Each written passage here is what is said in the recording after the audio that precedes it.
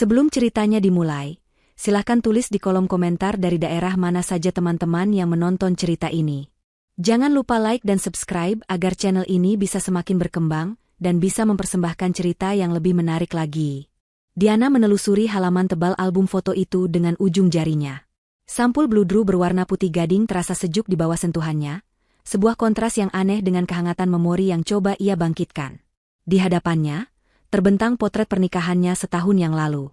Ia tersenyum, senyum tulus yang mencapai matanya, saat melihat foto dirinya dan Bayu tertawa lepas setelah prosesi ijab kabul. Bayu, cinta pertamanya sejak masa putih abu-abu. Laki-laki yang senyumnya bisa meruntuhkan pertahanan dirinya, dan yang tatapan matanya selalu berhasil membuatnya merasa menjadi satu-satunya wanita di dunia. Menikah dengannya terasa seperti akhir dari sebuah dongeng yang indah. Ia membalik halaman. Ada foto mereka berdua sedang menyuapi kue pernikahan. Di sana, di wajah Bayu, Diana bisa melihat semua janji masa depan. Janji tentang rumah yang hangat, tawa anak-anak, dan menua bersama. Selama ini, Diana memegang erat janji itu. Ia bahkan rela menanggalkan semua kemewahan yang menjadi haknya sejak lahir demi membangun kehidupan yang ia anggap normal dan tulus bersama Bayu. Ia ingin dicintai bukan karena siapa dirinya atau apa yang dimilikinya, tetapi sebagai Diana, wanita sederhana yang tulus mencintainya. Itulah mengapa ia tidak pernah memberitahu Bayu bahwa apartemen nyaman yang mereka tinggali, mobil sedan yang dikendarai Bayu setiap hari ke kantor, bahkan sebagian besar gaji manajer hotel yang diterima Bayu, semuanya berasal dari satu sumber, dirinya. Ia melakukannya atas nama cinta, sebuah ujian ketulusan yang ia ciptakan sendiri. Senyumnya sedikit memudar saat jarinya berhenti pada foto keluarga besar. Di sana, di samping Bayu yang merangkulnya dengan bangga, berdiri Ibu Lastri, ibu mertuanya. Dalam foto itu, semua orang tersenyum ke arah kamera. Semua, kecuali Ibu Lastri. Bibirnya memang sedikit tertarik ke atas, namun matanya menatap lurus ke depan dengan sorot yang dingin dan tajam. Tangannya yang seharusnya ikut merangkul Diana hanya menempel kaku di udara, seolah enggan menyentuh menantunya sendiri. Sejak awal, Diana tahu ia tidak disukai. Ibu Lastri tidak pernah repot-repot menyembunyikan ketidaksukaannya. Baginya, Diana hanyalah seorang gadis biasa dari keluarga biasa yang entah bagaimana berhasil menjerat putranya yang tampan dan berkarir cemerlang. Setiap pujian yang ditujukan untuk Bayu selalu diiringi dengan sindiran yang ditujukan untuk Diana. Bayu itu pekerja keras. Tentu saja karirnya cepat naik. Semoga saja dia tidak terbebani dengan urusan rumah tangga yang tidak penting, ujar Ibu Lastri suatu kali saat makan malam keluarga. Diana yang saat itu sedang meletakkan piring berisi udang goreng mentega di meja hanya bisa tersenyum tipis, mengabaikan tatapan tajam yang seolah menuduhnya sebagai beban. Bayu hanya tertawa canggung, menganggapnya sebagai lelucon khas ibunya. Tapi bagi Diana, itu bukan lelucon. Itu adalah deklarasi perang yang tak pernah usai. Setiap hari, Diana berusaha menjadi menantu yang baik. Ia rajin menelepon, menanyakan kabar, mengirimkan makanan kesukaan ibu mertuanya, bahkan mentransfer sejumlah uang atas nama Bayu untuk uang jajan sang ibu. Semua ia lakukan demi melihat Bayu bahagia, demi menjaga keutuhan rumah tangganya. Ia berpikir, dengan waktu dan kesabaran, hati Ibu Lastri akan luluh. Namun, setahun telah berlalu, dan dinding es itu tidak retak sedikit pun. Justru semakin tebal dan tinggi. Diana menutup album itu perlahan, suara debuman halamannya yang tebal terasa menggema di ruang tamu yang sunyi. Ia menghela napas panjang. Cinta itu masih ada, membara kuat di dalam hatinya untuk Bayu. Namun, cinta itu kini seringkali terasa melelahkan, seperti berenang melawan arus yang deras. Ia menatap keluar jendela, melihat senja mulai mewarnai langit Jakarta dengan semburat jingga dan ungu. Ia rindu pada kehidupan yang sederhana, kehidupan di mana ia tidak perlu terus-menerus membuktikan kelayakannya untuk dicintai. Suara pintu depan yang terbuka membuyarkan lamunannya. Bayu pulang. Suaminya itu masuk dengan langkah ringan dan senyum lebar di wajahnya, melempar tas kerjanya ke sofa dan langsung memeluk Diana dari belakang. "Sayang, aku punya kabar bagus," bisiknya di telinga Diana, aroma parfum mahalnya yang khas langsung memenuhi indera penciuman Diana. Diana membalikkan badan, membalas pelukan suaminya. "Kabar apa?" tanyanya, mencoba ikut merasakan antusiasme Bayu. "Aku masuk nominasi untuk promosi jabatan jadi General Manager. Dan salah satu penentunya adalah Tante Rina. Kau tahu, kan? Tante Rina itu punya pengaruh besar di Dewan Direksi," jelas Bayu dengan mata berbinar. "Wah, selamat, Mas. Aku tahu kamu pasti bisa," kata Diana tulus. Ia ikut senang melihat pencapaian suaminya, Meskipun ia tahu promosi itu pun pada akhirnya akan berada dalam kendalinya. Hotel tempat Bayu bekerja adalah hotel utama dari kerajaan bisnis yang diwariskan ayahnya. Nah, ini bagian pentingnya, lanjut Bayu, melepaskan pelukannya dan memegang kedua bahu Diana. Minggu ini, Tante Rina mengadakan acara arisan besar di rumahnya. Seluruh keluarga besar akan datang. Ini kesempatan emas buatku untuk menunjukkan citra yang baik. Kita harus datang. Jantung Diana seolah berhenti berdetak sesaat. Acara keluarga besar. Itu berarti satu hal yang pasti. Tentu saja kita akan datang, Mas, jawab Diana, berusaha menjaga suaranya tetap stabil. Bayu tersenyum puas, tidak menyadari badai kecil yang mulai berkecamuk di dalam diri istrinya. Ia mengecup kening Diana sekilas. Bagus. Aku akan mandi dulu. Oh ya, katanya sambil berjalan menuju kamar, ibu juga akan ada di sana. Dan di sanalah kalimat itu. Kalimat singkat yang terasa seperti vonis. Raut wajah Diana yang semula ia paksakan untuk ceria, kini runtuh seketika saat punggung Bayu telah menghilang di balik pintu kamar. Ia kembali terduduk di sofa, menatap kosong ke arah album pernikahan yang masih tergeletak di atas meja. Awan kelabu yang selama ini menggantung di atas pernikahannya terasa semakin gelap, membawa pertanda badai yang akan segera datang. Hari acara arisan itu pun tiba. Sejak pagi, Diana sudah merasakan firasat yang tidak enak. Perutnya terasa melilit, bukan karena sakit, melainkan karena cemas. Ia berdiri di depan lemari pakaiannya yang besar, sebuah lemari tanam yang menempati satu sisi dinding kamar mereka. Di dalamnya, berderet rapi gaun-gaun dari perancang busana ternama, tas-tas kulit berharga puluhan hingga ratusan juta rupiah, dan sepatu-sepatu dengan sol merah yang khas. Ini adalah dunianya yang tersembunyi, sisi lain dari Diana yang tidak pernah ia tunjukkan pada Bayu dan keluarganya. Selama setahun menikah, ia hanya pernah menyentuh koleksi ini sesekali, sekadar untuk membersihkannya dari debu. Ia menghela napas, lalu tangannya bergerak ke bagian lain dari lemari itu, tempat ia menyimpan pakaian-pakaian yang biasa ia kenakan. Pakaian dari merek-merek kelas menengah yang ia beli di pusat perbelanjaan biasa. Pakaian yang membuatnya terlihat seperti Diana, istri seorang manajer hotel, bukan Diana, sang pemilik hotel itu sendiri. Matanya tertuju pada sebuah gaun terusan selutut berwarna biru pastel. Modelnya sederhana, tanpa manik-manik atau hiasan yang berlebihan. Namun bahannya berkualitas baik dan potongannya elegan. Gaun itu mencerminkan dirinya. Sederhana, tidak mencolok, namun tetap memiliki kelas. Ia meraih gaun itu. Ini sudah lebih dari cukup. Saat ia selesai merias wajahnya dengan riasan tipis yang natural, Bayu masuk ke kamar. Suaminya tampak sangat gagah dengan kemeja batik sutra lengan panjang yang dipadukan dengan celana bahan berwarna gelap. Ia menatap Diana dari atas ke bawah, keningnya sedikit berkerut. Kamu akan pakai baju itu? Tanyanya, nadanya terdengar sedikit ragu. Iya. Kenapa? Apa tidak cocok? Diana bertanya sambil merapikan rambutnya yang ia biarkan tergerai. Bukan tidak cocok, sayang, ujar Bayu sambil mendekat. Ia memegang bahu Diana dan memutarnya menghadap cermin. Tapi ini acara keluarga Tante Rina. Semua sepupuku, istri-istri mereka semua akan tampil maksimal. Perhiasan mereka dari ujung rambut sampai ujung kaki. Gaunmu terlalu sederhana. Aku lebih nyaman seperti ini, Mas. Aku tidak suka jadi pusat perhatian, jawab Diana lembut. Ini bukan soal nyaman atau tidak nyaman, Diana. Ini soal citra. Citraku. Mereka akan melihatmu dan menilai aku. Mereka akan berpikir aku tidak mampu membelikan istriku pakaian yang layak. Desak Bayu, kali ini nadanya terdengar sedikit frustrasi. Pakai kalung berlian yang kuberikan saat ulang tahunmu. Setidaknya itu bisa sedikit membantu. Diana terdiam. Kalung berlian itu pun sebenarnya ia beli dengan uangnya sendiri. Lalu ia berikan pada Bayu sebagai ide hadiah, agar suaminya tidak perlu pusing memikirkannya. Hatinya terasa perih. Ternyata, di mata Bayu, penampilannya hanyalah perpanjangan dari citra dan harga diri suaminya. Dengan berat hati, ia membuka kotak perhiasan dan mengenakan kalung itu. Sebuah kompromi kecil, bisiknya dalam hati, demi kedamaian. Perjalanan menuju rumah Tante Rina terasa mencekam. Radio mobil sengaja ia matikan, karena Diana sedang tidak ingin mendengar apapun. Ia hanya ingin keheningan. Namun, keheningan itu pecah saat ponsel Bayu berdering nyaring. Nama, Ibu, tertera di layar dashboard mobil. Bayu mengangkatnya dan mengaktifkan mode pengeras suara. Halo, Bu? Bayu, kalian sudah di mana? Acaranya sudah mau mulai. Jangan sampai terlambat, Ibu tidak mau malu. Sembur suara cempreng Ibu Lastri dari seberang. Ini sudah di jalan, Bu. Sebentar lagi sampai, jawab Bayu sabar. Menantumu itu, dia pakai baju apa? Awas kalau dia pakai baju yang aneh-aneh lagi seperti waktu itu. Bikin malu keluarga saja.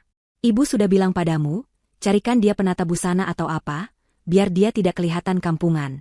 Bagaimana kamu bisa dapat promosi kalau istrimu saja tidak bisa mendukung penampilanmu?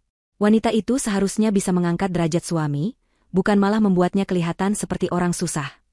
Setiap kata yang keluar dari mulut Ibu Lastri terasa seperti tamparan bagi Diana. Ia duduk diam mematung, pandangannya lurus ke depan, tangannya terkepal erat di pangkuannya hingga buku-buku jarinya memutih. Ia bisa merasakan tatapan sekilas Bayu ke arahnya, tatapan yang penuh rasa bersalah namun tak berdaya. Sudahlah, Bu. Diana ada di sini, dia bisa dengar, hanya itu pembelaan yang bisa diberikan Bayu. Pembelaan yang sangat lemah. Bukan, Ibu jangan bicara seperti itu.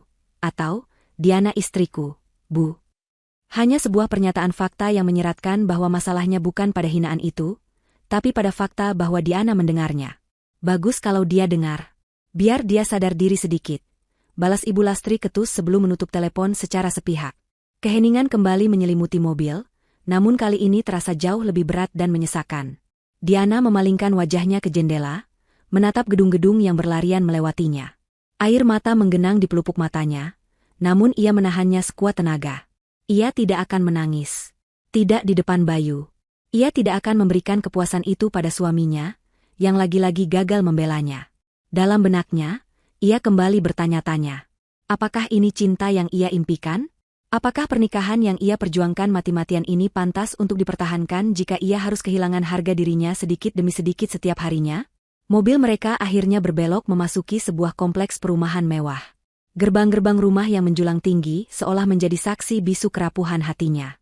Mereka berhenti di depan sebuah rumah paling besar di ujung jalan, dengan pilar-pilar tinggi dan taman yang sangat rawat. Jajaran mobil-mobil mewah Eropa sudah memenuhi halaman depannya. Bayu mematikan mesin mobil. Sebelum turun, ia menoleh pada Diana. Wajahnya tampak serius, bahkan sedikit tegang. Ia meraih tangan Diana, genggamannya terasa dingin. Diana, dengarkan aku, katanya dengan suara rendah. Aku tahu perkataan ibu tadi menyakitkan.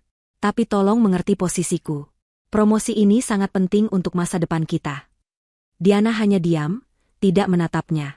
Tolong, lanjut Bayu, suaranya terdengar memohon, namun ada nada perintah yang tak bisa disembunyikan.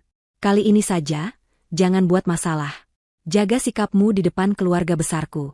Tersenyum, sapa mereka dengan ramah, dan jangan tunjukkan kalau kamu tersinggung. Anggap saja ini sandiwara demi aku. Oke? Perkataan terakhir itu terasa seperti tamparan yang sesungguhnya. Jauh lebih menyakitkan daripada siraman hinaan dari ibu mertuanya. Bayu tidak memintanya untuk menjadi dirinya sendiri. Bayu memintanya untuk bersandiwara, untuk menelan hinaan, untuk mengorbankan harga dirinya demi ambisi sang suami. Pada saat itu, Diana merasa sangat sendirian. Ia bukan lagi seorang istri yang akan mendampingi suaminya di sebuah acara keluarga. Ia adalah seorang prajurit yang dikirim ke medan perang tanpa senjata, tanpa sekutu, dan diperintahkan untuk tidak melawan saat musuh menyerangnya. Dengan hati yang hancur berkeping-keping, ia mengangguk pelan. Begitu kaki Diana melangkah keluar dari mobil, udara hangat dan lembab khas Jakarta seolah langsung menamparnya. Namun, bukan cuaca yang membuatnya merasa sesak, melainkan suasana yang terpancar dari rumah megah di hadapannya. Tawa dan denting gelas terdengar samar dari taman belakang. Sementara beberapa orang berpakaian necis berdiri di teras depan, mengobrol sambil memegang gelas minuman. Bayu, seolah berganti kepribadian begitu mesin mobil mati, langsung memasang senyum terbaiknya. Ia merapikan kemejanya, melingkarkan lengannya di pinggang Diana dengan posesif, dan menuntunnya berjalan di jalan setapak yang terbuat dari batu alam. Genggamannya terasa seperti borgol, bukan rangkulan yang menenangkan. Ingat pesanku tadi, bisiknya singkat, senyumnya tidak pernah lepas dari wajah. Tuan rumah, Tante Rina, menyambut mereka di ambang pintu. Ia adalah seorang wanita parubaya yang wajahnya tampak kencang berkat serangkaian perawatan mahal. Ia memeluk Bayu dengan hangat. Bayu, akhirnya kamu datang juga. Tante kira kamu tidak akan datang. Lalu, matanya beralih ke Diana. Senyumnya sedikit menipis. Diana, apa kabar? Wah, sederhana sekali penampilanmu hari ini. Sapanya terdengar seperti pujian, namun nadanya jelas-jelas sebuah kritik terselubung. Kabar baik, Tante. Tante apa kabar? Jawab Diana sopan, mengabaikan duri dalam kalimat itu. Sebelum Diana sempat melanjutkan, Ibu Lastri muncul dari dalam, seolah sudah menunggu kedatangan mereka. Ia mengenakan kaftan berwarna merah menyala yang berkilauan, perhiasan emas berukuran besar menghiasi leher, pergelangan tangan, dan jari-jarinya. Ia tampak seperti toko perhiasan berjalan. Dengan sengaja, ia melewati Diana seolah menantunya itu tidak kasat mata, dan langsung memeluk Bayu dengan dramatis. "Anakku, akhirnya datang juga kesayangan ibu," serunya dengan suara melengking yang dibuat-buat, cukup keras untuk menarik perhatian beberapa tamu di dekatnya. Ia menciumi pipi Bayu berkali-kali. "Kamu tampak kurus sekali, Nak. Apa istrimu ini tidak memberimu makan yang benar di rumah?" Diana hanya bisa mematung di tempatnya, merasakan tatapan beberapa pasang mata kini tertuju padanya. Beberapa berbisik di balik kipas atau gelas minuman mereka. Bayu tertawa canggung. "Ah, ibu ini bisa saja. Diana masakannya enak, kok." Jawaban yang lagi-lagi tidak membelanya, melainkan hanya menangkis serangan ibunya dengan lemah. Setelah melepaskan pelukannya dari Bayu, barulah Ibu Lastri menoleh pada Diana. Matanya yang dilapisi celak tebal memindai penampilan Diana dari ujung rambut sampai ujung kaki dengan tatapan menghina. Ia berdecak lidah dengan keras. Diana, saya ini sampai pusing melihatmu. Kamu itu istri seorang manajer hotel bintang 5. Penampilanmu harus dijaga. Ini lihat," katanya sambil menarik ujung gaun Diana dengan 2 jari, seolah sedang memegang kain lap kotor. "Baju macam apa ini? Warnanya pucat. Modelnya seperti baju orang mau melayat. Kamu tidak punya baju lain yang lebih pantas? Apa uang belanja yang diberikan Bayu kurang?" Darah Diana mulai mendidih. Ia menarik napas dalam-dalam, berusaha menjaga ketenangannya. "Saya suka gaun ini, Bu. Saya merasa nyaman." Nyaman. Hidup ini bukan cuma soal nyaman," bentak Ibu Lastri, suaranya naik 1 oktav. "Hidup ini soal status. Penampilan. Bayu sedang berusaha keras meniti karir. Seharusnya kamu mendukungnya. Bukan malah membuatnya malu dengan penampilan desamu ini." Bayu yang melihat situasi mulai memanas segera menengahi. "Sudah, Bu, sudah. Banyak tamu. Ayo, kita ke dalam." Ia menarik lengan ibunya, lalu menatap Diana dengan tatapan, "Jangan cari masalah." Ia kemudian menuntun ibunya bergabung dengan kerumunan tamu lain, meninggalkan Diana berdiri sendirian di dekat pintu, merasa terhina dan ditinggalkan. Ia seperti pajangan tak diundang di pestanya sendiri. Ia bisa melihat Bayu langsung dikerumuni oleh beberapa paman dan sepupunya. Mereka tertawa, menepuk punggungnya, membicarakan bisnis dan golf. Bayu tampak begitu hidup dan nyaman di dunianya. Dunia yang seolah tidak memiliki ruang untuk Diana. Dengan langkah berat, Diana berjalan menuju meja minuman, mengambil segelas jus jeruk dan mencari sudut yang paling tidak mencolok di taman belakang yang luas itu. Ia hanya ingin acara ini cepat berakhir.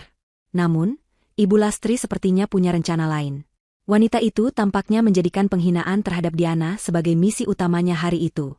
Dimanapun Diana berada, Ibu Lastri seolah selalu ada di dekatnya, memastikan semua orang mendengar betapa tidak bergunanya menantunya itu. Ketika sekelompok ibu-ibu sosialita sedang membicarakan liburan mereka ke Jepang, Ibu Lastri dengan sengaja bergabung. "Ah, Jepang.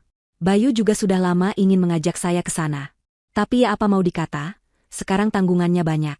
Uangnya harus pintar-pintar dibagi," katanya sambil melirik tajam ke arah Diana yang berdiri tak jauh dari sana. Semua orang di lingkaran itu mengerti siapa tanggungan yang dimaksud.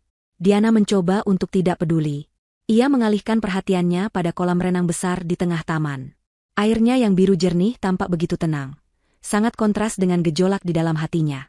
Ia membayangkan betapa leganya jika bisa menceburkan diri ke dalamnya, membiarkan air yang sejuk itu menghapus semua rasa sakit dan panas di hatinya. Tapi ia tidak bisa. Ia harus bertahan. Demi Bayu. Ya, selalu demi Bayu. Tapi sampai kapan? Seorang sepupu Bayu yang bernama Sinta menghampirinya. Wajahnya ramah, namun matanya licik. "Mbak Diana, sendirian saja? Mas Bayu mana?" Lagi mengobrol dengan paman-pamannya, jawab Diana singkat. "Mbak Diana betah ya di rumah terus? Nggak bosan? Aku sih nggak bisa. Makanya aku tetap kerja. Lumayan, buat nambah-nambah beli tas Hermes," katanya sambil memamerkan tas berwarna oranye yang tersampir di lengannya. Sebuah pameran kekayaan yang kentara. Sebelum Diana bisa menjawab, Ibu Lastri sudah menyahut dari belakang. Sinta, kamu jangan bandingkan dirimu dengan Diana. Kamu itu wanita karir yang mandiri. Kalau Diana, ya, beginilah. Bisanya hanya menghabiskan uang suami. Momen ketika Bayu membuang muka terasa seperti waktu yang berhenti. Suara tawa, musik, dan obrolan di sekeliling Diana mendadak lenyap, tergantikan oleh dengung nyaring di telinganya. Hatinya yang tadinya hanya retak, kini pecah berkeping-keping.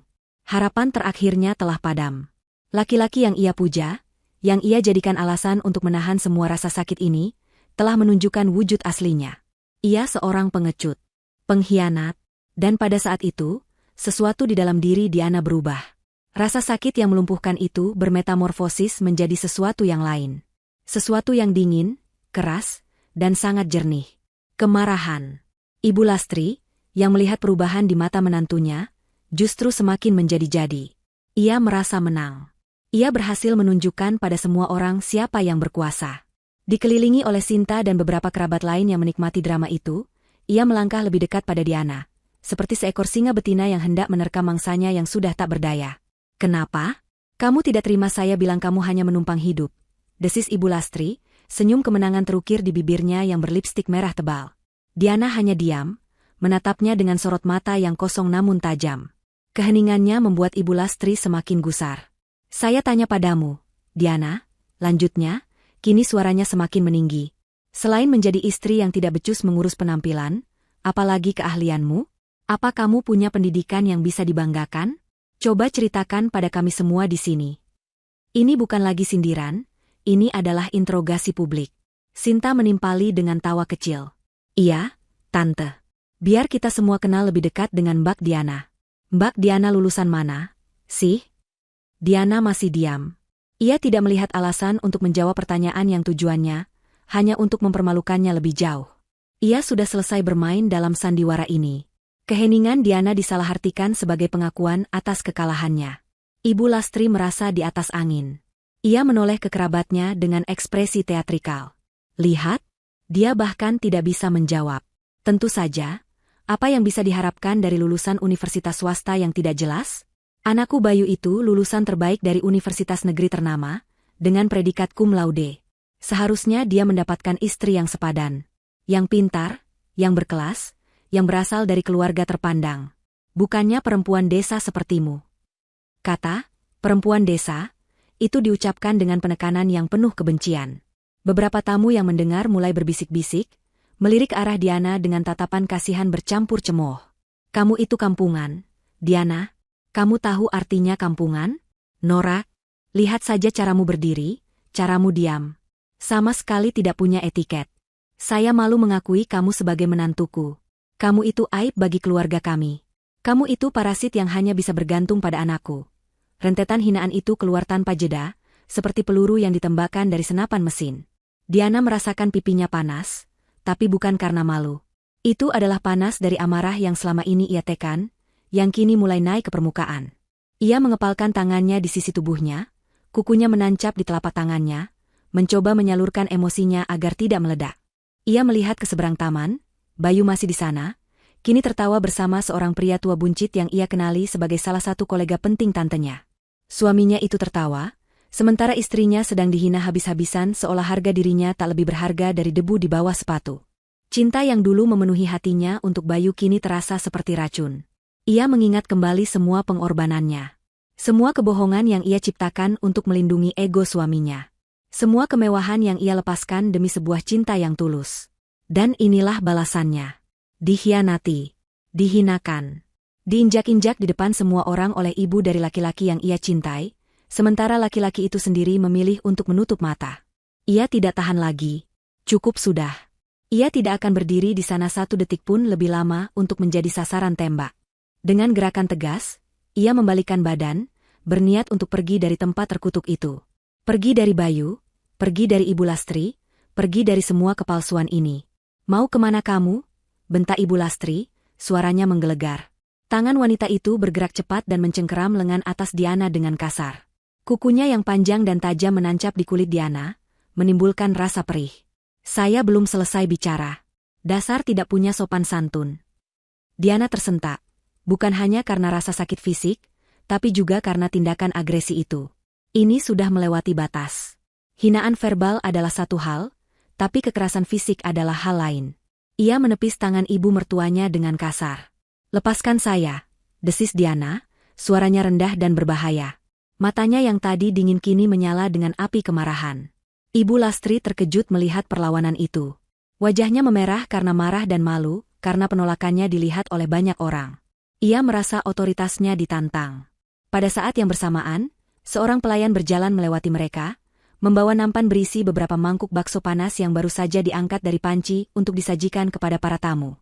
Mata Ibu Lastri yang licik melihat kesempatan. Dengan gerakan cepat yang tidak terduga, ia meraih satu mangkuk dari nampan itu.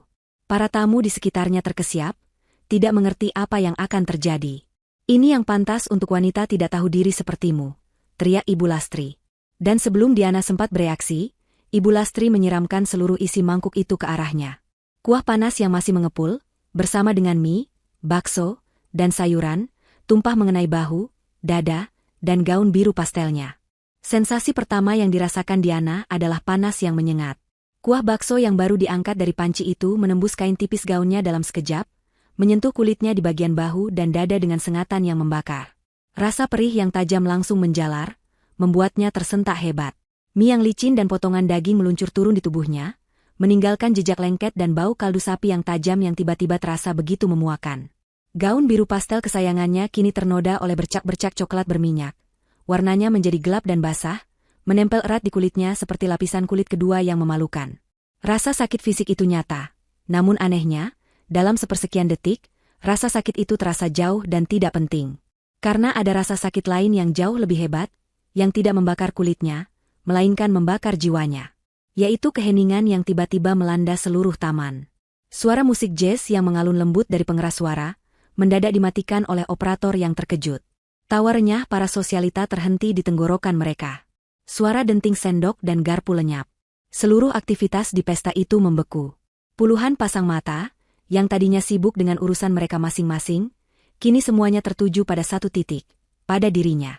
Diana, yang berdiri di tengah kerumunan dengan gaun yang basah kuyup oleh kuah bakso, dengan sisa-sisa mie yang masih menempel di rambutnya. Ia menjadi pusat dari sebuah drama bisu yang mengerikan.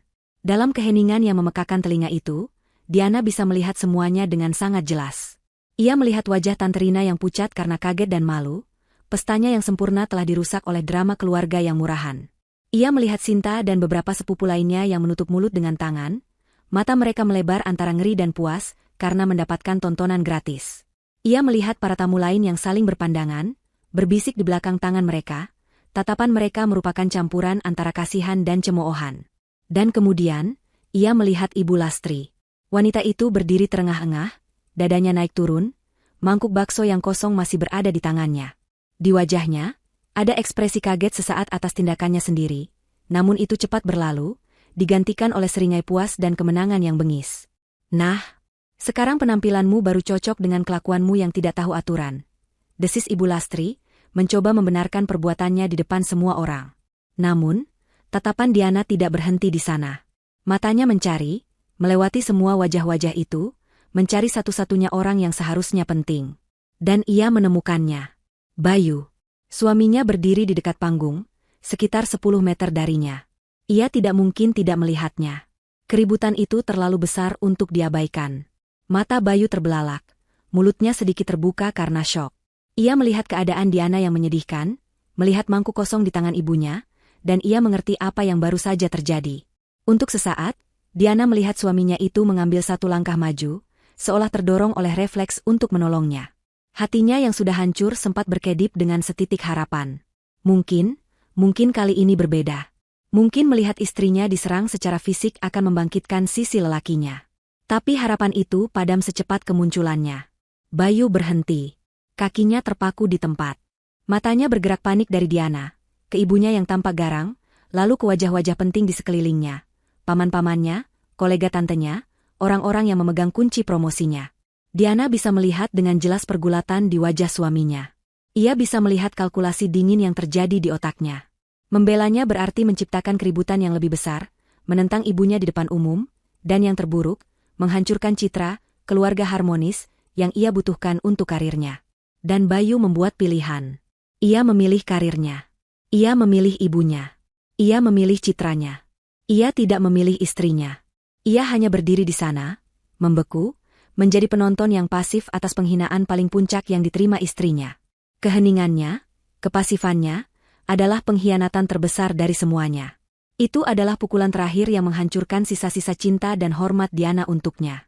Saat itu, Diana tahu, semuanya benar-benar sudah berakhir. Ujian ketulusan yang ia ciptakan selama setahun ini telah selesai. Hasilnya, kegagalan total yang menyakitkan. Sesuatu yang luar biasa terjadi di dalam diri Diana. Rasa sakit yang membakar di kulitnya, dan di hatinya tiba-tiba surut. Rasa malu yang tadi sempat menyelimutinya menguap begitu saja. Semua emosi yang bergejolak itu, kesedihan, kekecewaan, kepedihan, semua melebur dan mengeras menjadi satu hal, amarah yang dingin dan membeku.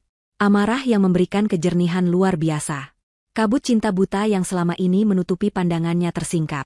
Ia tidak lagi melihat Bayu sebagai cinta masa SMA-nya yang menawan. Ia melihatnya sebagai laki-laki lemah yang egois. Ia tidak lagi melihat Ibu Lastri sebagai ibu mertua yang sulit. Ia melihatnya sebagai wanita jahat yang kejam.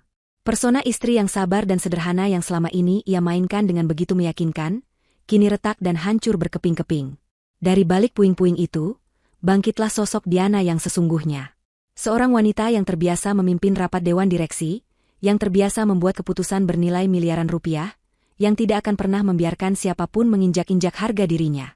Singa betina itu telah bangun. Dengan gerakan yang lambat dan terkendali, ia mengangkat tangannya. Jari-jarinya yang gemetar beberapa saat yang lalu kini begitu mantap.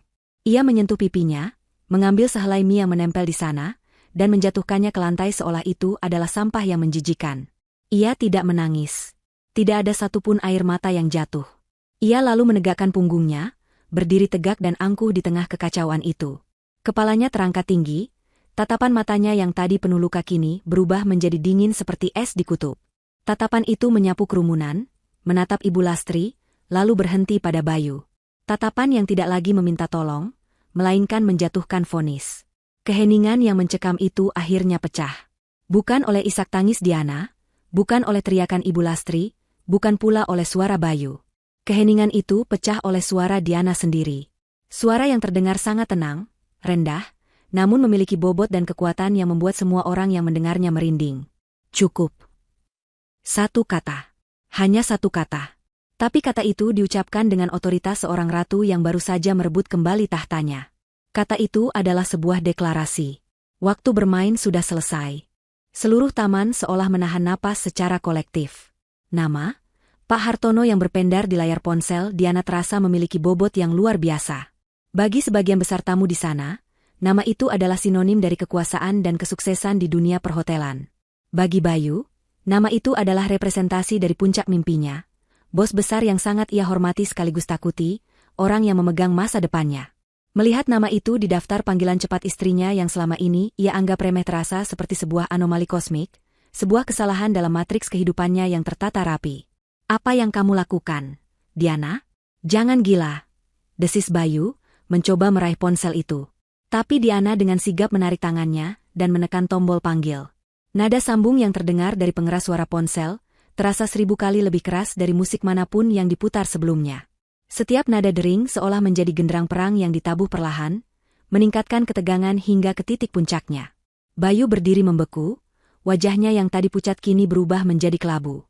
Ibu Lastri, dari kejauhan, menatap dengan mata melotot, tidak mengerti permainan apa yang sedang dimainkan menantunya ini.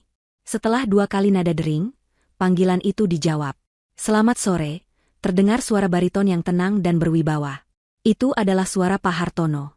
Suara yang sama yang didengar Bayu setiap kali ia dipanggil ke ruangan General Manager, suara yang selalu membuatnya sedikit gugup. Diana menjawab tanpa sedikit pun getaran dalam suaranya. Selamat sore, Pak Hartono. Maaf mengganggu di luar jam kerja. Ini saya, Diana. Hening sejenak di seberang telepon, lalu suara Pak Hartono kembali terdengar, namun kali ini nadanya berubah total. Nada formal yang kaku itu lenyap, digantikan oleh nada yang penuh hormat dan sedikit terkejut. Ibu Diana. Selamat sore, Bu. Tentu saja tidak mengganggu sama sekali. Suatu kehormatan menerima telepon dari Ibu. Ada yang bisa saya bantu? 2 kata itu, Ibu Diana, mendarat seperti bom di tengah kerumunan. Bayu terhuyung mundur seolah-olah seseorang baru saja meninjunya di ulu hati. Kenapa Pak Hartono memanggil istrinya dengan sebutan Ibu? Sebutan itu adalah tanda penghormatan tertinggi dalam hierarki perusahaan, sebutan yang dicadangkan untuk dewan direksi atau pemilik. Para tamu saling berpandangan, kebingungan dan spekulasi mulai menjalari udara. Ada, Pak. Saya ingin Bapak melakukan sesuatu untuk saya, dan harus dilakukan sekarang juga, kata Diana, nadanya dingin dan efisien, seperti seorang CEO yang sedang memberikan perintah. Tentu, Bu. Apapun itu. Katakan saja, jawab Pak Hartono tanpa ragu. Kepatuhan total dalam suaranya membuat Bayu semakin merasa pusing. Diana menarik napas. Tolong catat nama ini, Bayu Aditya, posisi saat ini manajer operasional di Hotel Angkasa Jakarta. Jantung Bayu seolah berhenti berdetak. Ia ingin berteriak, menghentikan kegilaan ini, tapi tidak ada suara yang keluar dari tenggorokannya. Saya ingin Anda memproses pemecatannya, lanjut Diana, setiap kata diucapkannya dengan artikulasi yang sempurna dan tanpa emosi. Efektif saat ini juga. Jika tadi hanya sebuah bom, maka kalimat ini adalah ledakan nuklir. Gasps dan seruan tertahan terdengar dari segala arah. Wajah Ibu Lastri berubah dari pucat menjadi putih seperti kertas. Tante Rina menutup mulutnya tak percaya. Bayu akhirnya menemukan suaranya kembali. Diana, hentikan. Kamu sudah gila, teriaknya, panik. Diana mengangkat satu tangannya ke arah Bayu, sebuah isyarat untuk diam, tanpa sekalipun mengalihkan fokusnya dari panggilan telepon itu. Pak Hartono, apakah Anda masih di sana? Masih, Bu, jawab Pak Hartono, suaranya terdengar sedikit tegang namun tetap profesional. Perintah diterima. Bayu Aditya, manajer operasional, pemecatan efektif segera. Bagus, kata Diana. Alasannya catat sebagai pelanggaran berat terhadap kode etik dan etika profesional perusahaan. Saya akan mengirimkan detail tertulisnya melalui email nanti malam. Untuk sekarang, cukup pastikan tim keamanan mencabut semua akses miliknya dan jika perlu, mengawalnya keluar dari properti perusahaan jika ia mencoba kembali ke kantor. Saya tidak ingin melihat wajahnya lagi di lingkungan perusahaan saya. Perusahaan saya. Dua kata itu kembali bergema. Baik, Ibu Diana. Akan saya laksanakan segera. Apakah ada hal lain? Cukup itu saja untuk sekarang. Terima kasih atas kerja cepat Anda, Pak Hartono. Sama-sama, Bu. Merupakan tugas saya. Panggilan itu berakhir. Diana menurunkan ponselnya dengan gerakan yang tenang. Keheningan yang mengikuti setelah itu terasa lebih berat dari apapun. Semua mata kini menatap Diana bukan lagi dengan tatapan kasihan atau cemooh, melainkan dengan campuran rasa takut, takjub, dan kebingungan yang luar biasa. Wanita yang beberapa menit lalu basah kuyup, karena kuah bakso kini berdiri di sana, seperti seorang ratu yang baru saja menjatuhkan hukuman mati pada seorang pengkhianat. Bayu, yang dunianya baru saja runtuh di depan matanya, akhirnya menerjang maju. Ia mencengkeram lengan Diana, matanya liar penuh keputusasaan. Apa yang sudah kamu lakukan? Siapa kamu sebenarnya? Kamu pikir kamu siapa bisa menyuruh-nyuruh Pak Hartono seperti itu? Ini semua pasti hanya lelucon, kan? Kamu membayar seseorang untuk berpura-pura menjadi Pak Hartono, kan? Diana menatap cengkeraman tangan Bayu di lengannya, lalu menatap mata suaminya dengan dingin. Lepaskan aku. Jawab aku, Diana. Dengan satu sentakan kuat, Diana melepaskan cengkeraman Bayu. Kamu bertanya aku pikir aku siapa? Tanyanya, suaranya yang tadi tenang kini mulai bergetar karena amarah yang ditahan. Kamu, dari semua orang, berani bertanya siapa aku? Ia mengambil satu langkah mendekat, memaksa Bayu untuk mundur. Pak Hartono adalah general manager yang melapor langsung kepada Dewan Direksi. Dan seluruh Dewan Direksi di Angkasa Group melapor kepadaku. Ia berhenti, membiarkan informasi itu meresap ke dalam otak Bayu yang sudah kelebihan beban. Hotel Angkasa Jakarta, hotel mewah bintang 5 tempatmu bekerja dengan sangat bangga.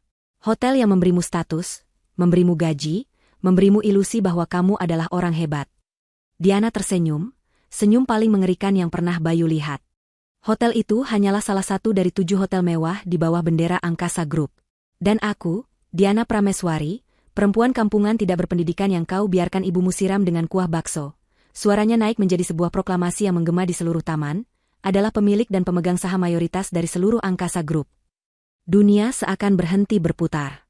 Udara terasa terhisap dari paru-paru semua orang. Pengakuan itu begitu monumental, begitu mustahil, namun diucapkan dengan keyakinan yang tak terbantahkan. Ibu Lastri terhuyung ke belakang dan jatuh terduduk di kursi terdekat. Tangannya gemetar hebat, wajahnya menunjukkan kengerian mutlak seolah baru saja melihat hantu. Bayu hanya bisa menatap Diana, mulutnya terbuka, matanya kosong. Ia mencoba menghubungkan semua titik. Uang yang tak ada habisnya. Pengetahuan Diana yang kadang-kadang mengejutkan tentang bisnis. Keengganannya untuk berbicara tentang keluarganya. Semuanya kini masuk akal dengan cara yang paling mengerikan. Wanita yang tidur di sebelahnya setiap malam, wanita yang ia anggap sebagai beban dan aksesori, ternyata adalah ratu dari kerajaan tempat ia hanyalah seorang prajurit rendahan. Dan ia baru saja membiarkan ibunya menyatakan perang terhadap ratu tersebut. Keheningan yang mengikuti pengakuan Diana begitu total, seolah-olah sebuah bom vakum baru saja meledak dan menyedot semua suara dan udara dari taman itu. Para tamu yang tadi berbisik-bisik ini hanya bisa mematung, menatap Diana dengan ekspresi terperangah. Mereka sedang mencoba mencerna realitas baru yang baru saja disajikan. Wanita sederhana yang mereka saksikan dihina habis-habisan ternyata adalah seorang taipan, seorang ratu bisnis yang menyamar. Kerajaan pasir yang dibangun Bayu dan Ibu Lastri di atas kesombongan dan kebohongan, kini runtuh menjadi debu hanya dengan beberapa kalimat. Diana tidak memberi mereka waktu untuk pulih dari keterkejutan. Badai yang ia mulai belum mencapai puncaknya. Dengan ketenangan yang sama, ia kembali mengangkat ponselnya, mengabaikan tatapan ngeri dari suaminya yang kini hanya bisa menatapnya seperti orang bodoh. Ia tidak lagi melihat Bayu. Di matanya, laki-laki itu sudah menjadi tidak relevan. Jarinya kembali menari di atas layar, kali ini mencari nama lain di kontaknya. Satu masalah selesai, gumamnya pada diri sendiri, cukup keras untuk didengar oleh orang-orang di dekatnya. Ia menekan tombol panggil sekali lagi, dan kembali mengaktifkan mode pengeras suara. Selamat sore. Dengan Budi di sini, terdengar suara seorang pria yang ramah. Selamat sore, Pak Budi. Ini Diana Prameswari, jawab Diana. Suara di seberang telepon langsung berubah menjadi sigap dan formal. Oh, Ibu Diana. Selamat sore, Bu. Ada yang bisa saya bantu untuk Ibu hari ini? Bayu mengenali nama itu. Pak Budi adalah manajer relasi prioritas dari bank tempat ia memiliki beberapa kartu kredit. Ya, Pak Budi. Saya ingin melakukan beberapa perubahan pada akun saya, dan saya butuh ini dieksekusi sekarang juga, perintah Diana. Tentu, Bu. Saya siap. Apa yang perlu saya lakukan? Saya ingin memblokir dan menutup semua kartu kredit tambahan yang terhubung dengan rekening utama saya. Semua kartu atas nama Bayu Aditya. Kartu Platinum, kartu Black Card, semuanya. Tolong pastikan pemblokiran efektif dalam 5 menit ke depan. Bayu merasa seolah lantai di bawah kakinya menghilang. Kartu-kartu itu adalah simbol statusnya. Ia menggunakannya untuk mentraktir kolega, membeli barang-barang mewah, dan membiayai gaya hidup yang jauh di atas kemampuannya. Tanpa kartu-kartu itu, ia bukan siapa-siapa. Baik, Bu. Sedang saya proses sekarang juga, jawab Pak Budi tanpa bertanya. Penutupan kartu kredit tambahan atas nama Tuan Bayu Aditya. Ada lagi, Bu? Tidak, itu saja. Terima kasih. Diana menutup telepon. Ia kemudian menatap lurus ke arah Bayu yang gemetar. Selamat menikmati sisa limit gajimu yang tidak seberapa itu. Tapi ia belum selesai. Masih ada satu panggilan lagi. Panggilan terakhir yang akan menyegel nasib mereka. Ia mencari nama pengacaranya. Halo, Rina? Ini Diana. Diana? Tumben sekali menelepon sore-sore begini. Ada apa? Jawab suara seorang wanita yang terdengar cerdas dan tajam. Aku butuh bantuanmu, dan ini darurat, kata Diana. Siapkan surat gugatan cerai atas namaku. Tergugat, Bayu Aditya. Alasan, kekerasan dalam rumah tangga dalam bentuk kekerasan psikis dan verbal yang berkelanjutan. Aku mau prosesnya dipercepat. Jika tadi Bayu merasa dunianya runtuh, kini ia merasa jiwanya ditarik paksa dari tubuhnya. Cerai. Kata itu menghantamnya seperti palu godam. Astaga, Diana. Apa yang terjadi? Tanya pengacaranya, terdengar khawatir. Ceritanya panjang. Aku akan jelaskan nanti. Yang lebih penting lagi, lanjut Diana, suaranya menjadi semakin dingin. Mulai besok pagi, aku ingin kamu memulai proses hukum untuk menarik kembali semua aset atas namaku yang saat ini ditempati atau digunakan olehnya. Penthouse di pusat kota, mobil sedan Eropa yang ia kendarai. Semuanya. Aku mau dia keluar dari properti-propertiku paling lambat lusa. Kirimkan surat pemberitahuan resmi sesegera mungkin. Diana kemudian melakukan sesuatu yang lebih brutal. Ia berjalan mendekati Bayu yang masih mematung karena syok. Tanpa mengucapkan sepatah kata pun, ia merogoh saku celana suaminya dan menarik keluar gantungan kunci mobil. Ia mengangkatnya sedikit, membiarkan logo mobil mewah itu terlihat oleh semua orang, sebelum memasukkannya ke dalam tas tangannya. Tindakan itu adalah sebuah penelucutan kekuasaan yang simbolis dan sangat memalukan. Mulai malam ini, kamu tidak perlu pulang ke penthouse kita, kata Diana datar. Karena itu bukan lagi penthouse kita. Itu penthouseku. Dan kamu tidak lagi diterima di sana. Setelah menyelesaikan semua urusannya, barulah Diana mengalihkan perhatiannya pada sumber dari semua penderitaannya hari ini. Ia berjalan melewati Bayu, mendekati Ibu Lastri yang masih terduduk gemetar di kursinya. Wanita yang tadinya begitu arogan dan garang itu kini tampak kecil dan rapuh. Matanya penuh dengan ketakutan yang tak terhingga. Dan Anda, Bu, kata Diana, berdiri menjulang di hadapan ibu mertuanya. Suaranya tidak lagi marah, hanya terdengar kosong dan lelah. Uang bulanan 20 juta yang selalu Anda banggakan itu, berhenti mulai detik ini. Nikmati perhiasan-perhiasan yang menempel di tubuh Anda itu, karena mungkin itu adalah barang berharga terakhir yang Anda miliki. Diana mencondongkan tubuhnya sedikit. Rumah yang Anda tempati sekarang, yang katanya hasil jerih payah anak Anda, cicilannya masih panjang. Tanpa gaji dari perusahaan saya ragu putra kesayangan Anda itu bisa membayarnya. Semoga Anda menikmati rasanya kembali hidup sederhana. Kehidupan yang selalu Anda pandang hina. Saat itulah, akhirnya, keterkejutan Bayu dan Ibu Lastri pecah, digantikan oleh gelombang kepanikan dan teror yang luar biasa. Realitas dari kehancuran total mereka akhirnya menampar dengan keras. Diana, sayang, jangan. Bayu tersadar dari kelumpuhannya. Dengan gerakan putus asa, ia menjatuhkan dirinya ke lantai, berlutut di depan Diana. Ia merangkak dan memeluk kaki Diana, wajahnya basah oleh air mata penyesalan yang terlambat. Aku minta maaf. Aku salah. Aku pengecut. Aku mohon, jangan tinggalkan aku. Jangan lakukan ini. Aku akan melakukan apa saja. Ibu Lastri, melihat putranya bersujud seperti itu, juga ikut tersadar. Dunianya, status sosialnya, kebanggaannya, semuanya lenyap dalam sekejap. Dengan tubuh yang gemetar, ia juga turun dari kursinya dan bersujud di dekat putranya, mencoba meraih ujung gaun Diana yang kotor. Diana, maafkan ibu, nak, ibu salah. Ibu hilaf. Tolong, jangan hancurkan hidup anak ibu. Jangan hancurkan kami. Pemandangan itu begitu menyedihkan sekaligus ironis. Dua orang yang beberapa saat lalu berdiri angkuh dan menginjak-injak harga dirinya, kini bersujud di kakinya, mengemis belas kasihan di depan semua orang yang tadi menjadi penonton penghinaan mereka. Setelah pintu mahoni yang berat itu tertutup di belakang Diana, kepergiannya meninggalkan kekosongan yang jauh lebih besar daripada sekadar hilangnya satu orang dari sebuah pesta. Ia seolah membawa serta semua oksigen, semua martabat, dan semua kepura-puraan yang ada di taman itu. Yang tersisa hanyalah Bayu dan Ibu Lastri, yang masih bersujud di atas rumput yang lembab, dalam keheningan yang memalukan di bawah tatapan puluhan pasang mata. Ratapan mereka yang tadi begitu histeris kini perlahan memudar menjadi isak tangis yang pilu dan putus asa. Pesta itu sudah mati.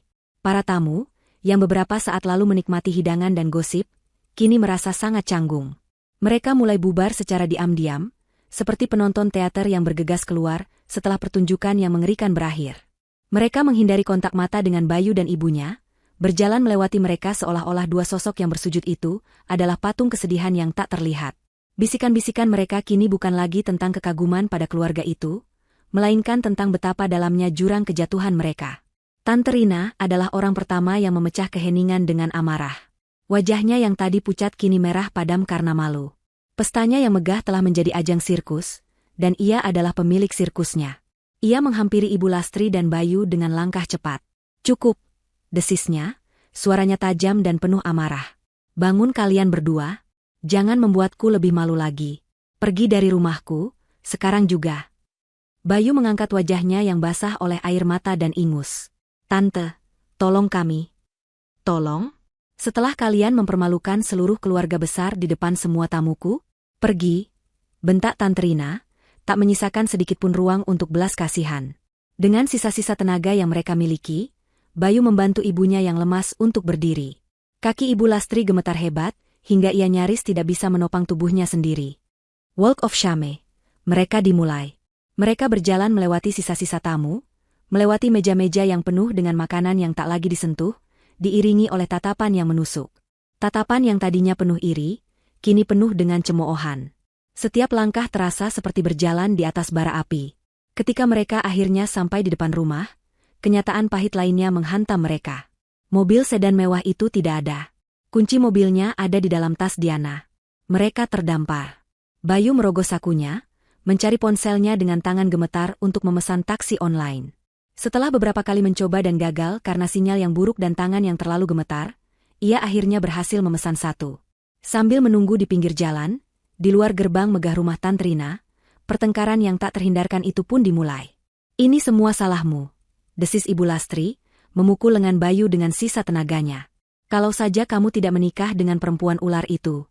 Ibu sudah bilang dari dulu, dia itu tidak sepadan denganmu. Lihat apa yang terjadi sekarang. Hidup kita hancur." Bayu, yang selama ini selalu tunduk pada ibunya, akhirnya meledak.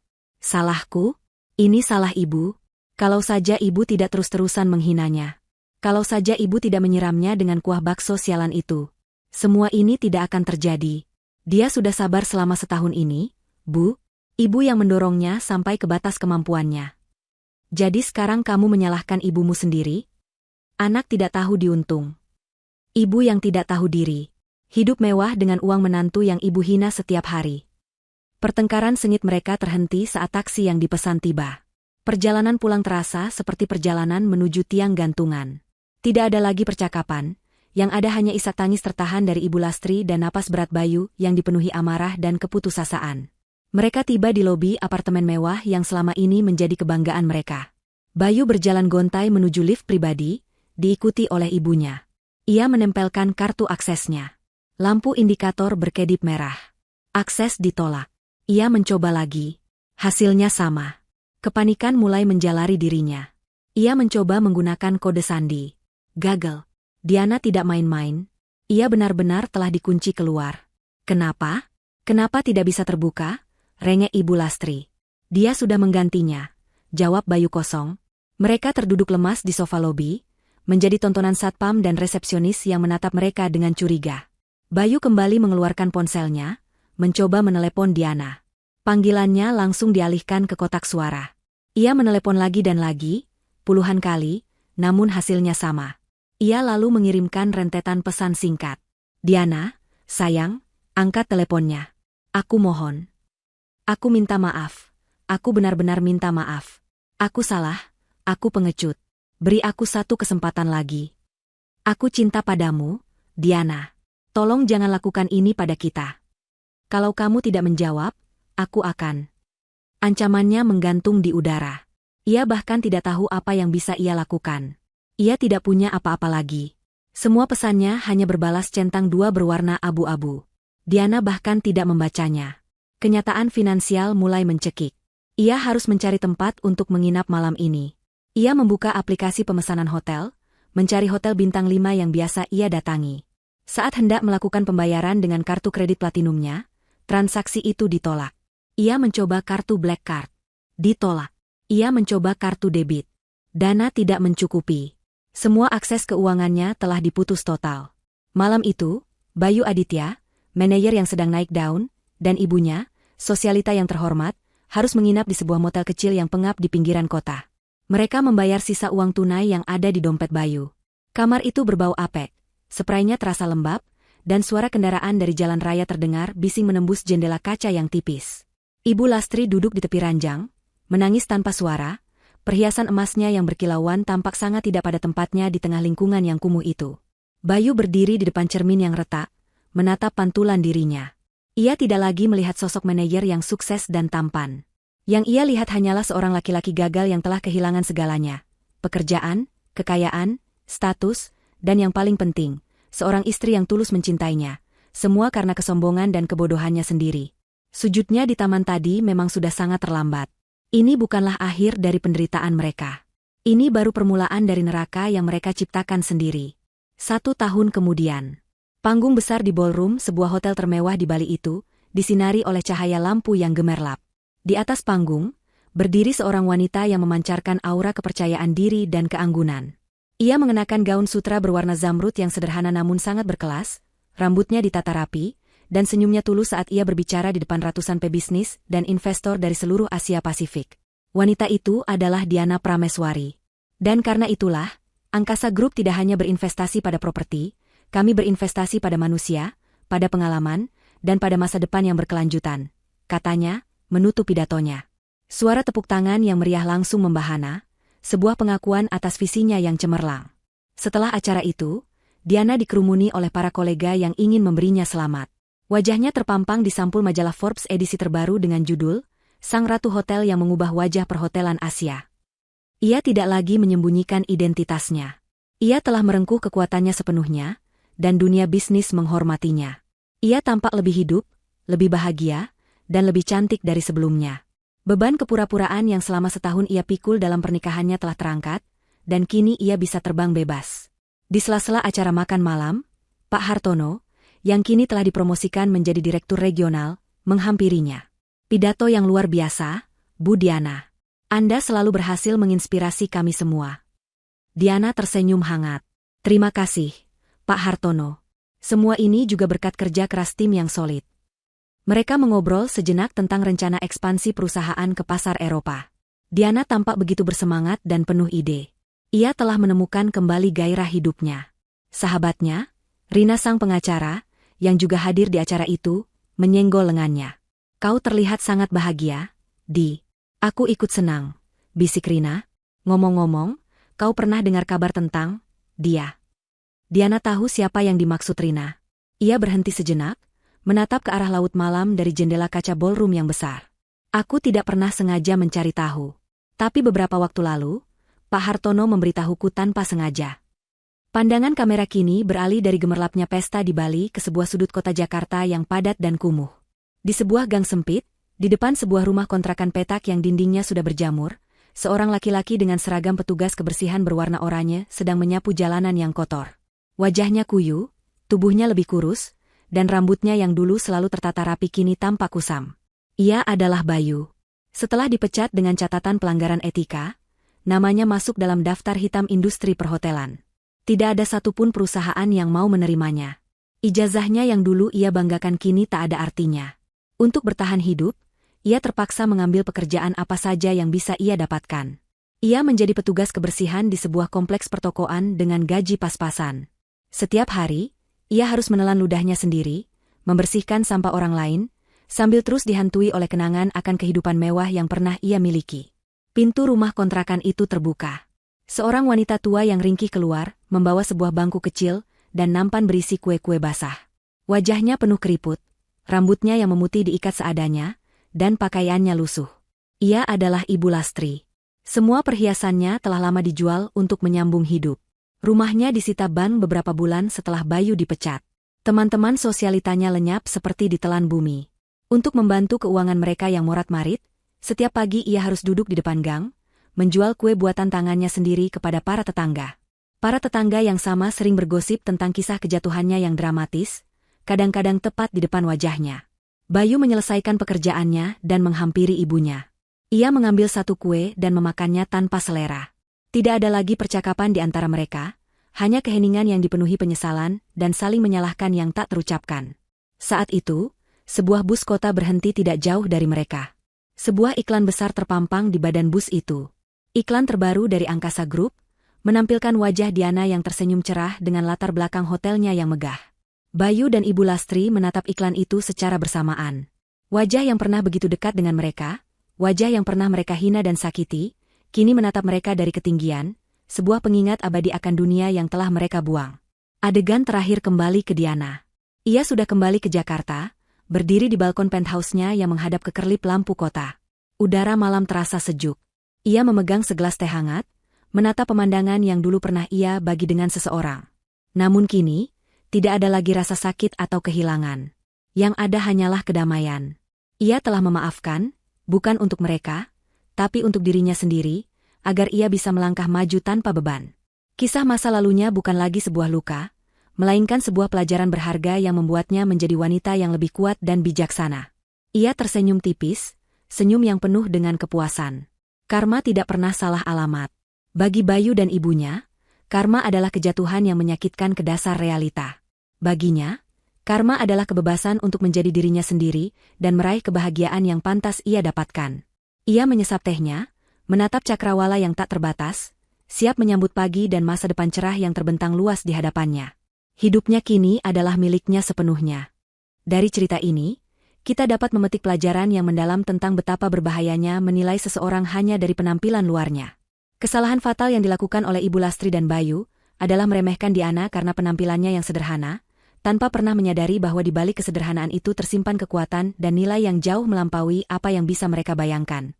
Hal ini menjadi pengingat kuat bahwa sampul buku tidak pernah bisa menceritakan keseluruhan isinya, dan seringkali, pribadi yang paling berhargalah yang tidak gemar memamerkan kelebihannya. Kesalahan dalam menilai tersebut berakar dari kesombongan dan kebiasaan merendahkan orang lain, yang pada akhirnya terbukti menjadi bumerang penghancur. Sifat